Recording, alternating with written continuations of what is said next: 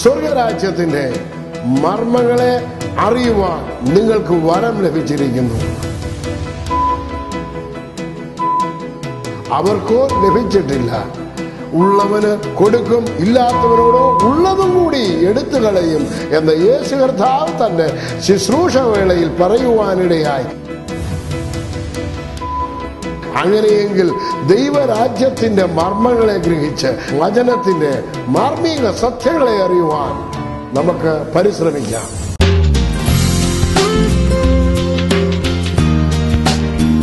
118 സങ്കീർത്തനത്തിന്റെ 5-ാമത്തെ വാക്യത്തിലേക്ക് നിങ്ങളുടെ ശ്രദ്ധയെത്തിരിക്കുന്നു.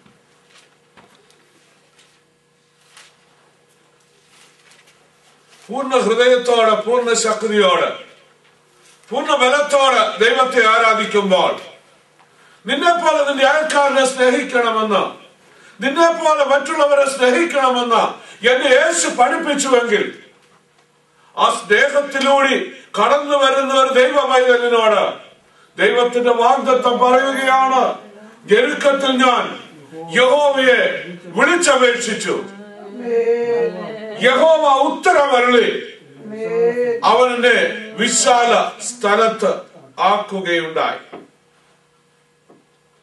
വിശദമായി സംസാരിക്കണമെന്ന് ഞാൻ ഇന്ന് രാത്രി അവസരം എടുക്കുന്നില്ലെങ്കിലും പ്രാർത്ഥിച്ചുകൊണ്ടിരുന്നപ്പോൾ ദൈവാത്മാവ് ഇടപെട്ട ഒരു വിഷയത്തിന് മുൻപിൽ ഈ വചനത്തിൽ നിന്നുകൊണ്ട് ചില വാക്കുകൾ പറയുവാനായി ഞാൻ ദൈവകൃപയിൽ സമർപ്പിക്കുകയാണ്. നമുക്ക് ഓരോ രോഗം വന്നിട്ട് ഓരോ ഡോക്ടേഴ്സിനെ കണ്ടിട്ടുള്ളവരാണ് എന്നെനിക്ക് നന്നായി അറിയാം. ഞാനൊരു ഡെന്റിസ്റ്റിന്റെ അടുക്കൽ ചെന്നാൽ കുറച്ച് എക്സ്റേ എടുക്കും, ചെക്ക് ചെയ്തിട്ട് പറയും ഓക്കെ ആ പല്ലിന് പോണുണ്ട്, ഇന്ന പ്രശ്നമുണ്ട്. ബ്ലഡ് ടെസ്റ്റ് ചെയ്തിട്ട് പറയും ഇന്നത് കുഴപ്പമുണ്ട്. ലോകത്തിലെ ഒരു വൈദ്യശാസ്ത്രത്തിന് ഒരു വ്യക്തിക്ക് എന്റെ അവസ്ഥ അറിയുവാൻ കഴിയുമെങ്കിൽ, അവൻ പരിശോധിച്ചിട്ട് എന്റെ രോഗത്തിന് ഒരു പ്രതിവിധി തരുവാൻ കഴിയുമെങ്കിൽ, എന്റെ യേശു പറയുന്നു നിങ്ങൾ അന്യോന്യം സ്നേഹിക്കണമെന്ന്. ഇന്ന് രാത്രി നമ്മെ തന്നെ എന്റെ യേശുവിന്റെ ഈ വചനമാകുന്ന ശാസ്ത്രത്തിലൂടെ ഒന്ന് കടത്തിവിട്ടാൽ നമ്മുടെ അവസ്ഥ എന്തായിരിക്കും? കഷ്ടതയുടെ നടുവിലൂടെ പലപ്പോഴും നാം കടന്നു പോകും, സത്യമാണ്. അതൊരു വിശ്വാസിയുടെ ജീവിതത്തിന്റെ ഭാഗമാണ്. ഹല്ലേലൂയ. എന്നാൽ അതിന്റെ നടുവിൽ കഷ്ടതയിൽ ഞാൻ യഹോവയോട് വിളിച്ചപേക്ഷിച്ചു, യഹോവ ഉത്തരമരുളി, മാത്രമല്ല അവനെന്നെ വിശാല സ്ഥലത്തേക്ക് ആക്കുകയാണ്. നമ്മുടെ അവസ്ഥ അറിയുന്നതാണ് ദൈവകൃപ വ്യാപരിക്കുന്നതിന്റെ അടിസ്ഥാനമെന്ന് വചനം നമ്മെ പഠിപ്പിക്കുന്നു. എന്റെ ജീവിതത്തിൽ ഞെരുക്കമുണ്ടോ? ആ ഞെരുക്കം ഞാൻ തിരിച്ചറിയണം. നമ്മുടെ ജീവിതത്തിലെ ഞെരുക്കം തിരിച്ചറിയുമ്പോഴാണ് ആ ഞെരുക്കത്തിന്റെ ഒരു പ്രതിവിധി, ഒരു മറുപടി നമ്മുടെ ജീവിതത്തിൽ നമുക്ക് കാണുവാനായി കഴിയുന്നത്. രാത്രി ജീവിതത്തിന്റെ അനുഭവത്തിൽ നിന്നുകൊണ്ട് ഒരു കാര്യം എനിക്ക് ഉറപ്പിച്ച് തറപ്പിച്ച് പറയുവാൻ കഴിയുന്നത്, എന്റെ ഞെരുക്കത്തെ കാണുന്ന ഒരു സ്വർഗമുണ്ട്. മറ്റാരും കണ്ടില്ലെങ്കിലും മറ്റാരും അറിഞ്ഞില്ലെങ്കിലും ഇന്ന് രാത്രി എന്റെ ഞെരുക്കത്തെ കാണുന്ന ഒരു സ്വർഗത്തിന്റെ മുൻപിലാണ് ഞാൻ നിൽക്കുന്നത്. കഴിഞ്ഞ 12 വർഷങ്ങളായി ആഫ്രിക്കയുടെ മണ്ണിലൂടെ ധാരാളം യാത്ര ചെയ്തിട്ടുണ്ട് ഞാനും ദേവദാസന്മാര് പലരും. അവർക്ക് കഴിക്കുവാൻ ഭക്ഷണമില്ല, കുടിക്കുവാൻ വെള്ളമില്ല, ധരിക്കുവാൻ വസ്ത്രമില്ല. എന്നാൽ അവർക്ക് ഇതൊന്നുമില്ലെങ്കിലും അവർക്കുള്ള ഒരു കാര്യമുണ്ട്, അവർക്ക് ദൈവത്തിലുള്ള ഒരു ആശ്രയമുണ്ട്. ഇന്ന് ഈ രാജ്യത്ത് നമുക്കൊക്കെ ഉടുക്കുവാൻ വസ്ത്രമുണ്ട്, കഴിക്കുവാൻ ഭക്ഷണമുണ്ട്, എല്ലാമുണ്ട്, എല്ലാ നന്മകളുമുണ്ട്. എന്നാൽ ദൈവത്തിന്റെ ആശ്രയം നഷ്ടപ്പെട്ടതാണ്. നമ്മുടെ അവസ്ഥ മനസ്സിലാക്കുവാൻ കഴിയാതെ പോകുന്നതിന്റെ ഒരു ബേസിക് എന്ന് ഞാൻ പറയട്ടെ.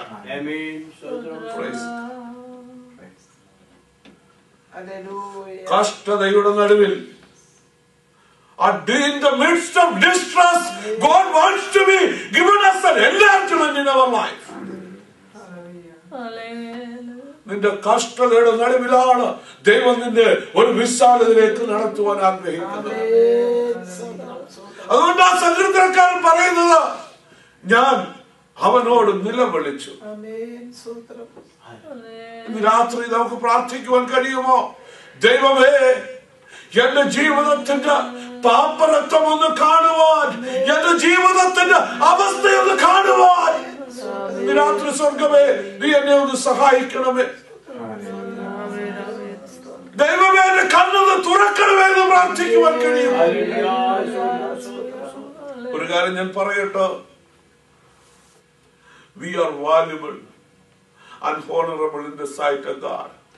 ദൈവം മുൻപാകെ നാം ആരും ചെറിയവരല്ല, ആരും കൊച്ചവരല്ല, എല്ലാവരും വിലപ്പെട്ടവരും വിലയേറിയവരും ശക്തന്മാരുമാണെങ്കിൽ ഹല്ലേലൂയ. ഇന്ന് രാത്രി ദൈവകരങ്ങളിലേക്ക് ഏൽപ്പിച്ചു കൊടുത്തുകൊണ്ട് ദൈവസ്ഥയിൽ താണിരിക്കുന്നുവെങ്കിൽ നിന്റെ കഷ്ടതയുടെ നടുവിൽ നീ ദൈവത്തോട് നിലവിളിക്കുമ്പോൾ അവൻ ഉത്തരവരുളുവാൻ ഇന്ന് രാത്രിയും ഇവിടെയും ഇറങ്ങി വരുന്ന ദൈവമാണ്.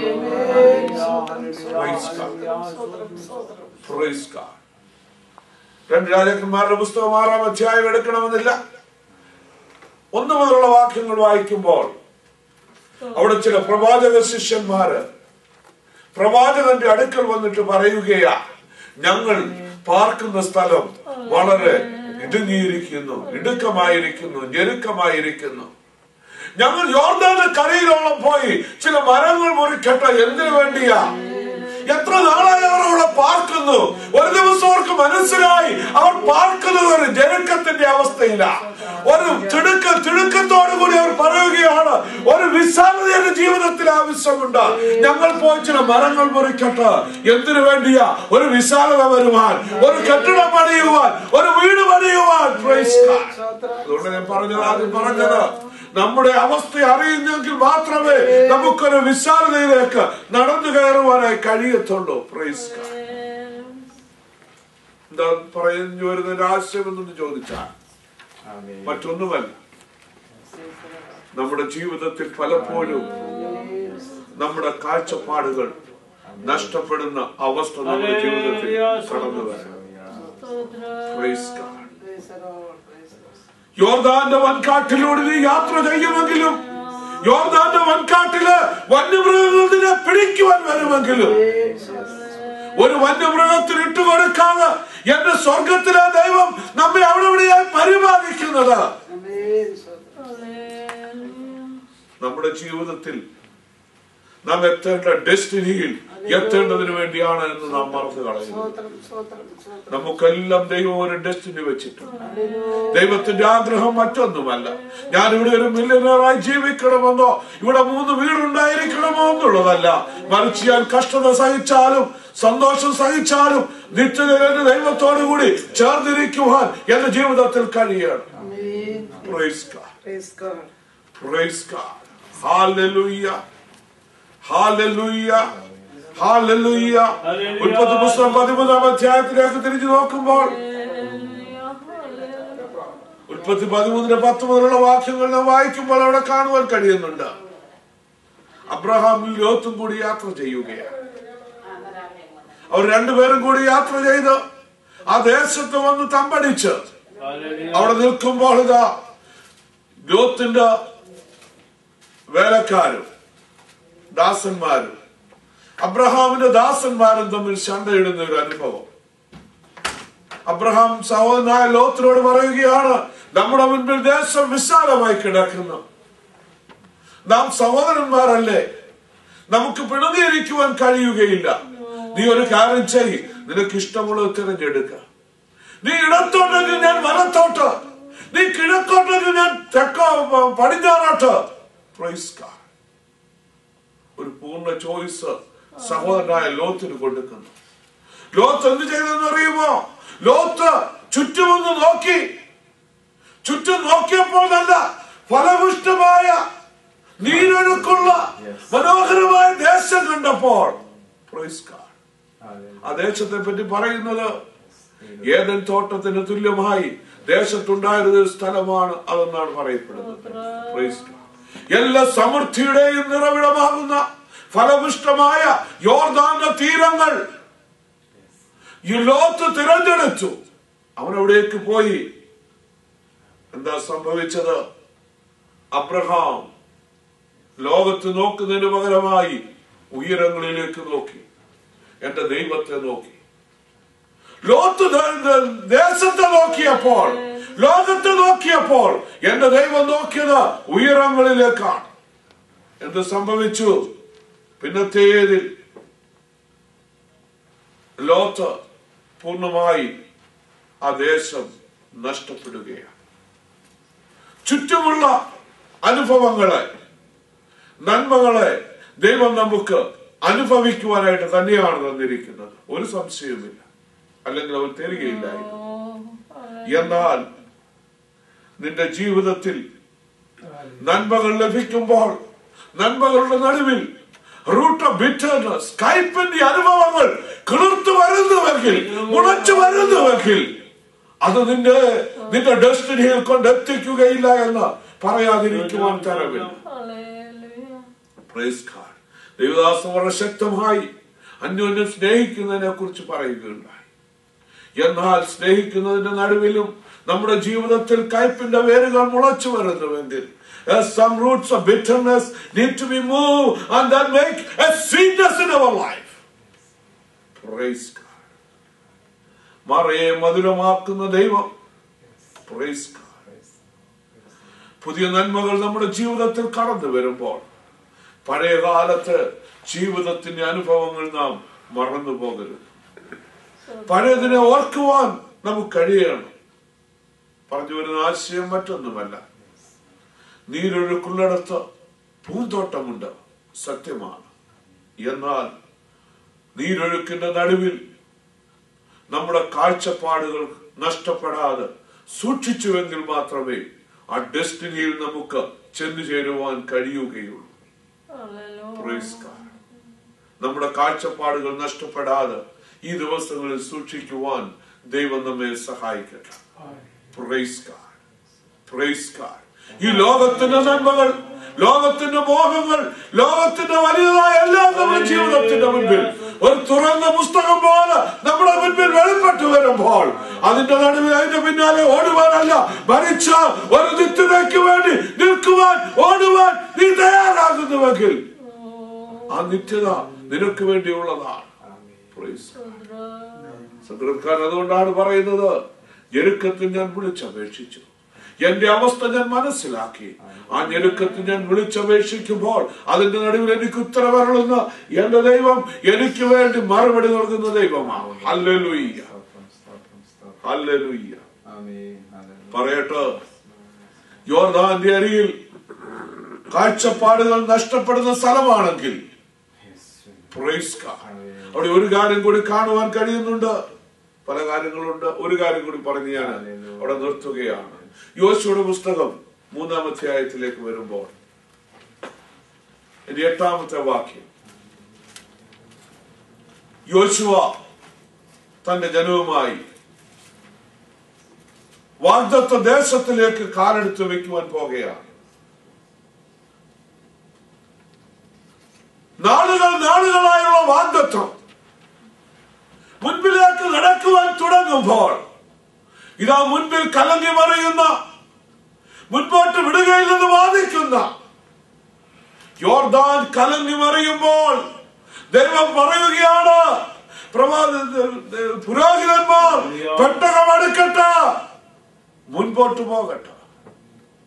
വചനമാകുന്ന പെട്ടകം എടുത്തുകൊണ്ട് നിന്റെ ജീവിതത്തിന്റെ പ്രതിസന്ധിയുടെ നടുവിൽ, നിന്നെ തകർക്കുന്ന, നിന്നെ വെല്ലുവിളിക്കുന്ന ജീവിതത്തിന്റെ സാഹചര്യങ്ങളുടെ നടുവിൽ നിനക്ക് മുന്നേറുവാൻ കഴിയുമെങ്കിൽ ഞാൻ പറയട്ടെ, ഒരു ജോർദാന്റെ നദിക്കും നിന്നെ മുക്കുവാൻ കഴിയുകയില്ല. യോർദാൻ കരകവിഞ്ഞൊഴുകും, കലങ്ങി മറിയും, നിന്നെ അക്കരെ വിടുകയില്ലെന്ന് വെല്ലുവിളിക്കും. ആ വിത്തുകൾ നിനക്ക് തരികയില്ലെന്ന് വെല്ലുവിളിച്ചാലും. 13-ാം വാക്യത്തിൽ ഇങ്ങനെയാണ് വായിക്കുന്നത്, പുരോഹിതന്റെ കാൽ വെള്ളത്തിൽ ചവിട്ടുന്ന സമയം കലങ്ങി മറിയുന്ന യോർദാനെ വെല്ലുവിളിക്കുന്ന യോർദാനെ, മുൻപോട്ട് വിടുകയില്ലെന്ന് പറയുന്ന യോർദാനെ, പെട്ടകമേന്തിയ പുരോഹിതന്റെ കൈ, അവന്റെ കാലുകൾ വെള്ളത്തിലേക്ക് ചവിട്ടുമ്പോൾ എതിരായി നിൽക്കുന്ന ഇത് വെള്ളമിത പിന്മാറുകയാണ്, യോർദാനിത പിന്മാറുകയാണ്. നന്മകളെ തടഞ്ഞു നിർത്തുന്ന സ്ഥലം യോർദാനാണെങ്കിൽ, praise God, there is an ark waiting for you, for your destiny. Praise God. Jordan River, there is a river of God in front of us. ആ വചനം പഠിച്ചാൽ നമുക്ക് ഒരു കാര്യം മനസ്സിലാക്കുവാൻ കഴിയും. യോശുവയുടെ പിന്നാലെ വന്ന ജനത്തിന്റെ ശക്തിയല്ല, മറിച്ച് ദൈവത്തിന്റെ കരമാണ് യോർദാനെ വിഭാഗിച്ച് അക്കരെ കടക്കുവാൻ കഴിഞ്ഞത്. ദൈവകൃപയാണെങ്കിൽ ഇന്ന് രാത്രി ഞാൻ പറയട്ടെ, നാം പ്രാർത്ഥിക്കുന്ന വിഷയത്തിന്റെ മുൻപിൽ എന്തോ ചില നന്മകളെ തടഞ്ഞു നിർത്തുന്ന ദുഷ്ടശക്തികൾ ജീവിതങ്ങളിൽ, കുടുംബങ്ങളിൽ, സഭകളിൽ ആഞ്ഞടിക്കുന്ന ഈ കാലഘട്ടത്തിൽ അതിന് വീണ്ടുകൊടുക്കുവാൻ, പിന്മാറുവാൻ തയ്യാറാകുന്നതിന് പകരമായി ദൈവത്തിന്റെ പെട്ടകമേന്തിയ വചനം കൊണ്ട് ഈ ദിവസങ്ങളിൽ നിനക്ക് മുന്നേറുവാൻ കഴിയുമെങ്കിൽ, നിന്നെ അക്കരെ എത്തിക്കുവാൻ, നിന്നെ ഡെസ്റ്റിനിയിൽ എത്തിക്കുവാൻ എന്റെ ദൈവം വിശ്വസ്തനാണ്. യോർദാൻ പലപ്പോഴും നിന്റെ നന്മകളെ തടയുവാൻ ശ്രമിച്ചേക്കാം, നിന്റെ കാഴ്ചപ്പാടുകളെ നഷ്ടപ്പെടുത്തുവാൻ ശ്രമിച്ചേക്കാം, നിന്റെ അഭിഷേകം ചിലപ്പോൾ തകർക്കുവാൻ ശ്രമിച്ചേക്കാം. Praise God. 2 രാജാക്കന്മാരുടെ പുസ്തകം 2-ാം അധ്യായം 8-ാം വാക്യത്തിൽ വരുമ്പോൾ നമുക്കവിടെ കാണുവാൻ കഴിയുന്നുണ്ട്. ഇതാ ഏലിയാവ് മുൻപോട്ട് വരികയാണ്. ഏലിയാവിനെ തടയുന്ന ഒരു യോർദാൻ ഉയരങ്ങളിലേക്ക് എടുക്കപ്പെടേണ്ടതിന് ദൈവത്തിന്റെ ശബ്ദം കേട്ട് ഏലിയാവ് മുൻപോട്ട് വരുമ്പോൾ, ഏലിയാവിനെ തടയുന്ന ഒരു യോർദാൻ മുൻപിൽ നിൽക്കുമ്പോൾ, ഏലിയാവ് എന്താ ചെയ്തെന്നറിയുമോ? തന്റെ പുതപ്പെടുത്ത് യോർദാനെ അടിച്ച് മുന്നേറുകയാണ്. അഭിഷേകത്തെ തകർക്കുവാൻ, നിന്റെ നന്മകളെ തകർക്കുവാൻ, നിന്റെ മുൻപോട്ടുള്ള യാത്രയെ തകർക്കുവാൻ യോർദാനാകുന്നത് ലോകത്തിന്റെ പ്രതിസന്ധികൾ നിന്റെ മുൻപിൽ ആഞ്ഞടിക്കുമ്പോൾ, ഇന്ന് രാത്രി അഭിഷേകം കൊണ്ട് നിന്റെ പുതപ്പെടുത്തടിച്ച് മുന്നേറുവാൻ നീ തയ്യാറാക. നിന്നെ ഡെസ്റ്റിനിയിൽ എത്തിക്കുവാൻ എന്റെ ദൈവം വിശ്വസ്തനാണ്. കഷ്ടതയുടെ നടുവിൽ യഹോവയോട് നിലവിളിച്ച ഒരു കൂട്ടം പ്രവാചക ശിഷ്യന്മാർ, അവർ മരം വെട്ടിക്കൊണ്ടുവരുമ്പോൾ പ്രതികൂലത്തിന്റെ പുറകെ പ്രതികൂലങ്ങൾ തന്നെയായിരുന്നുവെങ്കിലും അതിന്റെ നടുവിൽ മടക്കി തരുന്ന ദൈവത്തിന്റെ കരം അനുകൂലമായിരുന്നതിനാൽ അവർക്കൊരു വിശാലത വരുത്തുവാൻ ദൈവം അവർക്ക് അവസരമൊരുക്കിയെങ്കിൽ, പ്രൈസ് ഗോഡ്, ഇന്ന് രാത്രി ഞാൻ വിളിച്ചു പറയട്ടെ, ദൈവകൃപയിൽ നിൽക്കുവാൻ നാം തയ്യാറായ, പ്രാർത്ഥനയോടെ ദിവസങ്ങൾ മുന്നേറുവാൻ തയ്യാറായ, ഒരു യോർദാനെയും നിനക്ക് ഭയപ്പെടേണ്ട ആവശ്യമില്ല. ഒരു യോർദാന്റെ ശക്തിക്കും നമ്മെ തടയുവാൻ കഴിയുകയില്ല. മറിച്ച് ഞെരുക്കത്തിൽ ഞാൻ യഹോവയോട് വിളിച്ചപേക്ഷിച്ചു. അവൻ നമ്മുടെ ജീവിതത്തിൽ ഉത്തരമരുളുക മാത്രമല്ല, ഒരു വിശാലതയിലേക്ക് നടത്തുവാൻ എന്റെ ദൈവം ആഗ്രഹിക്കുന്നു. ഇന്ന് രാത്രി എനിക്കറിയില്ല എന്തുകൊണ്ട് ദൈവാത്മാവ് ഈ വചനം സംസാരിപ്പാൻ പ്രേരണ നൽകുകയാണ്. ഒരു കാര്യം ഞാൻ ഉറച്ചു വിശ്വസിക്കുന്നു, കഴിഞ്ഞ കാല ജീവിതങ്ങളിൽ ഒരിക്കലും ദൈവാത്മാവിന്റെ ജീവിതത്തിൽ ഒരു വചനം സംസാരിപ്പാൻ പ്രേരണ തന്നാൽ അതിന്റെ പിന്നിൽ ഒരു ദൈവപ്രവൃത്തി ഉണ്ട് ഞാൻ കണ്ടിട്ടുണ്ട്. Praise God. ഇന്ന് രാത്രി ആരുടെ വിഷയമെന്ന് എനിക്കറിയില്ല, ഏത് വിഷയമെന്ന് എനിക്കറിയില്ല, പ്രത്യേകമായ ദർശനത്തോടല്ല ഞാൻ സംസാരിക്കുന്നത്. എന്നാൽ ഒരു കാര്യം ഉറപ്പുണ്ട്, സങ്കീർത്തനക്കാരനോട് ചേർന്നുകൊണ്ട് ഇന്ന് രാത്രി പറ, കഷ്ടതയിൽ ഞെരുക്കത്തിൽ ഞാൻ യഹോവയോട് നിലവിളിച്ചു, അവൻ ഉത്തരമരുളി, അവൻ എന്നെ വിശാല സ്ഥലത്ത് ആക്കുകയുണ്ടായി. ഇന്ന് രാത്രി നമ്മുടെ കണ്ണുകൾ അടയ്ക്കാം, ദൈവത്തോട് സംസാരിക്കാം. നമ്മുടെ വിഷയങ്ങൾ എന്തുമാവട്ടെ, നമ്മുടെ പ്രതികൂലങ്ങൾ എന്തുമാവട്ടെ, നമ്മുടെ ഞെരുക്കങ്ങൾ എന്തുമാവട്ടെ, ദൈവത്തോട് സംസാരിക്കുക. ദൈവത്തോട് പറഞ്ഞാൽ, ദൈവമേ എന്റെ അവസ്ഥ ഇതാണ്, എനിക്ക് മുൻപോട്ട് പോകുവാൻ കഴിയത്തില്ല, എന്റെ ശരീരത്തിന്റെ അവസ്ഥ ഇതാണ്, എന്റെ കുടുംബത്തിന്റെ അവസ്ഥയാണ്, എന്റെ തലമുറയുടെ അവസ്ഥ ഇതാണ്. ഓ റമന ശന്ധുന മനഹത്തനെ